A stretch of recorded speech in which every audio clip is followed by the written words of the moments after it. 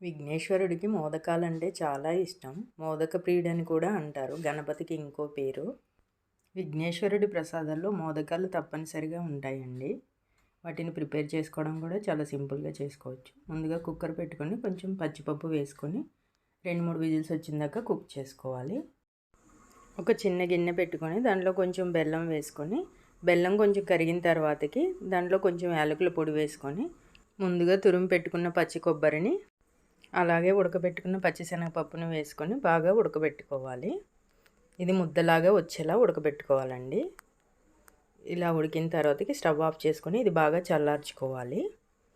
ఇప్పుడు ఇంకో పక్కన ఇంకో ప్యాన్ పెట్టుకొని కొంచెం నీళ్ళు కొంచెం బెల్లం వేసుకొని ఆ నీళ్ళకి సరిపడా బియ్యపిండి వేసుకొని ఉడకబెట్టుకోవాలి. ఇలా ఉడికిన తర్వాతకి స్టవ్ ఆఫ్ చేసుకొని ఇది చల్లార్చుకొని బాగా కలిపితే చపాతీ పిండిలాగా కలిపితే ముద్దలాగా వచ్చేస్తుందండి. ఉడికేటప్పుడు పొడి పొడిగా అనిపిస్తుంది కానీ మనం కలిపేటప్పుడు ముద్దగా వచ్చేస్తుంది. ఇలా ముద్ద చేసుకొని పక్కన పెట్టుకొని మనం ఇందాక ఉడకబెట్టుకున్న కొబ్బరి పచ్చిశనగపప్పుని చిన్న చిన్న ఉండల్లాగా చేసుకోవాలి. ఇలా చిన్న చిన్న ఉండలు చేసుకుంటే సరిపోతుంది. అన్నీ ఇలాగే చేసుకొని పక్కన పెట్టుకోవాలి. ఇలా పెట్టుకున్నాక బియ్య పిండిని చేతిలోకి తీసుకొని కొంచెం నెయ్యి రాసుకొని ఈ పిండిని కొంచెం వెడల్పుగా ఇలా చేసుకొని దాంట్లో కొబ్బరి ఉండను పెట్టేసి క్లోజ్ చేసేసుకోవడమేనండి. ఇలా కొంచెం పైకి కోణంలాగా తీస్తే మోదకాల షేప్లో వచ్చేస్తాయి అన్నమాట. చేతికి కొంచెం నెయ్యి అప్లై చేసుకొని ఇలా మోదకాలు చేసుకుంటే చాలా త్వరగా అయిపోతాయండి చేసేయడం. అన్నీ ఇలాగే చేసేసుకొని పక్కన పెట్టేసుకోవాలి.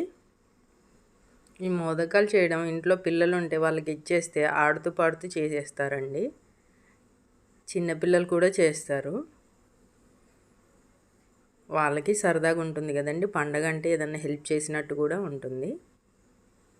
ఇలా అన్నీ చేసుకున్నాక ఇడ్లీ పాత్ర కానీ లేదా ఆవిరికి ఉడకపెట్టేది కానీ ఉంటే కొంచెం నెయ్యి అప్లై చేసుకొని అన్నీ దాంట్లో పెట్టేసుకొని ఇవి ఆవిరికి ఉడకపెట్టుకోవాలండి. ఇడ్లీ ఉడకబెట్టినట్టే ఉడకబెట్టాలి. లో ఫ్లేమ్లో పెట్టుకొని 5 నుంచి 10 నిమిషాలు ఉడకబెట్టుకుంటే సరిపోతుందండి. మోదకాలు రెడీ అయినట్టే. గణపతికి ఎంతో ఇష్టమైన మోదకాలు రెడీ అండి.